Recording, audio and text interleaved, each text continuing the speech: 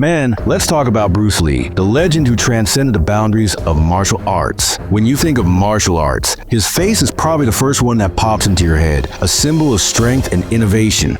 He wasn't just an actor doing cool movie stunts. He was a revolutionary thinker in combat, reshaping the way we perceive martial arts. People see the movie as the nunchucks, the iconic but that's just the surface, a mere glimpse of his genius.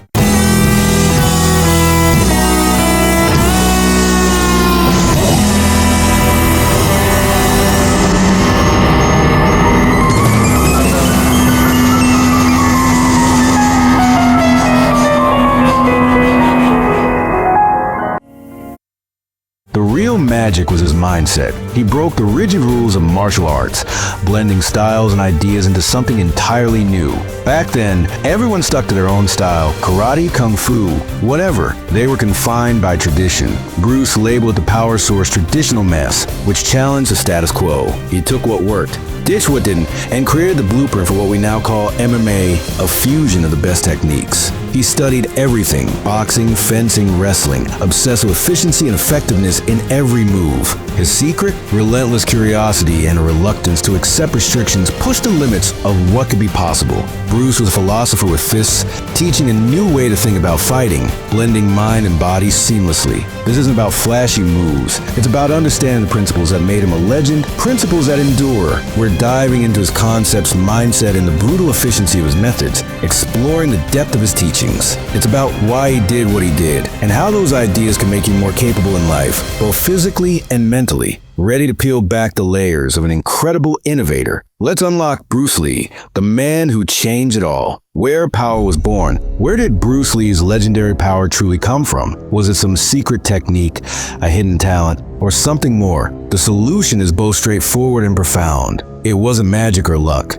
Just relentless, disciplined hard work, paired with an insatiable curiosity that drove him to push beyond every boundary. Bruce began his journey with Wing Chun, a style that taught him the value of directness, efficiency, and the power of economy in every movement. But he quickly realized that no single martial art, no matter how effective, could answer every question or prepare him for every situation. Real fights are unpredictable and messy. Rigid systems and fixed patterns often fall apart when chaos erupts. So Bruce trained like a scientist, using his own body as a laboratory. He constantly experimented, tested, and refined his techniques. He was one of the first martial artists to blend traditional techniques with modern strength training, intense cardio, and a focus on nutrition long before it was common. While others clung to tradition, Bruce devoured knowledge. He read boxing manuals, studied philosophy, and explored any resource that could give him an edge, both physically and mentally. His philosophy, Jeet Kune Do, wasn't just a fighting style, it was a way of life. Take what will help you, leave what will hurt you, and add your own flavor. That was his mantra. He even built his own custom training equipment, always searching for new ways to challenge himself and break through his own limits. If a boxer's footwork gave him an advantage, Bruce adopted it without hesitation, blending it seamlessly into his own practice. If a fencer's timing was sharper, he studied it, learning to anticipate and react with lightning speed. He stripped away everything unnecessary, focusing only on what truly worked in real combat. That's the mindset Bruce embodied, never getting trapped in one way of thinking, always questioning, always evolving. Be open, be curious, and be willing to test everything for yourself. Growth comes from exploration, not from comfort. Bruce's real power was his open mind, his refusal to accept limits, and his courage to redefine what was possible. That's the true foundation of his legacy, a legacy that continues to inspire millions around the world. And it's where your journey begins. 2. The path to power starts with an open mind and a willingness to grow, just like Bruce Lee. Not just a punch, a philosophy. At the core of Bruce's system is Jeet Kune Do, the way of the intercepting fist. It's not just a change direction, it's an ideology. Instead of blocking and then striking, you intercept your opponent's attack with your own. Why take 2 steps when you can end it in 1? If someone throws a punch, Don't block. Move in and hit them as their punch comes. Use their momentum against them. It's aggressive, proactive, and puts you in control. This takes timing, speed, and understanding of distance. Bruce drilled it relentlessly. He aimed to hit before his opponent could land a blow, attacking their intention, not just their body. It's about reading your opponent and shutting down the threat before it forms. For training purposes, have a partner execute a slow jab. Instead of blocking, parry and punch at the same time. Merge offense and defense into one fluid action. The intercepting fist is a mindset. Seize the initiative. Don't be a passive target. Meet force with superior timing and structure. That's the essence of Bruce's philosophy. It's how you take control of any fight. The ultimate defensive weapon. One of Bruce's most practical tools? The low-line stop kick to the opponent's knee. Forget flashy high kicks. They're slow and risky. The knee is closer, more vulnerable, and hard to defend. The stop kick is the intercepting fist for your legs. As someone closes in, fire a quick side kick to their shin or knee. It's not about knocking out. It's about stopping them cold, disrupting their attack, and creating space. Bruce favored the lead leg side kick, closest weapon to the nearest target. No wind-up, just a fast, direct shot. It keeps opponents at bay, breaks their rhythm, and sets up bigger attacks. Imagine someone walking you down. Just lift your lead leg and push kick their thigh or knee. You're not trying to break their leg, just stop their advance. This can be utilized offensively and offensively. Simple, effective, and safe for self-defense. It keeps the problem at a distance. That's real-world efficiency. Breaking the attack before it starts. Now, the destruction method, pure Bruce Lee. It's about destroying your opponent's weapons as they attack. Strike opponent's bicep, arm, or hand instead, then simply blocking the punch. You're not just stopping the attack, you're damaging the tool they use. This makes opponents hesitate, turning their offense into a liability. Bruce trained this relentlessly. Finger jabs to the eyes, kicks to shins, strikes to attacking limbs. For example, check a roundhouse kick by kicking into their shin, bone on bone. It's brutal, but it works. Break down their ability to attack, one limb at a time. In a real fight, there are no rules. Neutralize the threat fast. If a snake tries to bite, don't just dodge, break its fangs. That's the destruction method, the science of explosive power. The one-inch punch, Bruce's most mind-blowing move.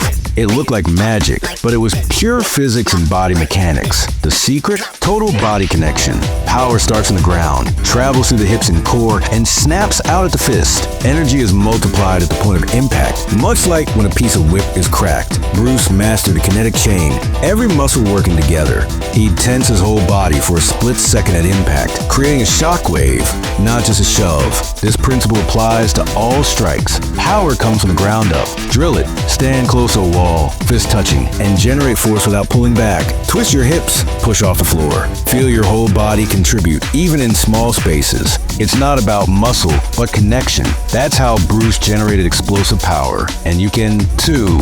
Winning before the fight begins. Bruce's real edge? His mindset. He knew fights are won or lost in the mind before the first punch. If you're scared or hesitant, your body won't perform. Bruce cultivated emotional content. Calm, focused, present. Be water, my friend. Not just a saying, but a strategy. Adapt, flow, crash when needed. Don't be rigid. Adjust your opponent. Flow around strengths, crash into weaknesses. Aim for no-mindedness, not thinking, just doing, letting training take over. This comes from drilling until techniques are automatic. The mind that is aware seems too slow for effective fighting. Bruce's confidence stemmed from meticulous preparation and candid self-evaluation. He knew his limitations since he had tested them. When you're that prepared, there's no room for fear. You don't hope to win because you know you're prepared. That's the mindset of a true fighter. Drills for the everyday fighter. How can you actually use these concepts in your own training? Even if you're not a professional fighter or a seasoned athlete, you don't need to be an athlete. Just start by practicing the core principles, focusing on the basics, and building a strong foundation. To practice the capturing fist drilling, have someone you know gently reach for their shoulder while mimicking the actual attack in a secure, controlled manner. Parry their hand aside and at the same time, touch their chest. This helps you develop the ability to intercept and counter in one smooth motion. Focus on your timing, not on how hard you hit. Technique along with awareness are far more crucial than mere force. For the stop kick, practice lifting your lead leg and pushing into a heavy bag or cushion. This builds balance and quick reaction. Make your kick quick and direct, aiming to interrupt your opponent's movement before they can close the distance. Imagine someone walking toward you. Put a stiff barrier in their way with your leg, stopping their advance with confidence. For the destruction method, use a pool noodle as a safe training tool to simulate incoming attacks. Have a partner swing it at you, and practice striking the noodle itself. This sharpens your accuracy and reaction speed. Train your eyes to see the attack as a target, not just something to block. This mental shift helps you stay proactive, not just reactive. For the 1-inch punch, stand close to a wall, fist touching, and generate force with your whole body.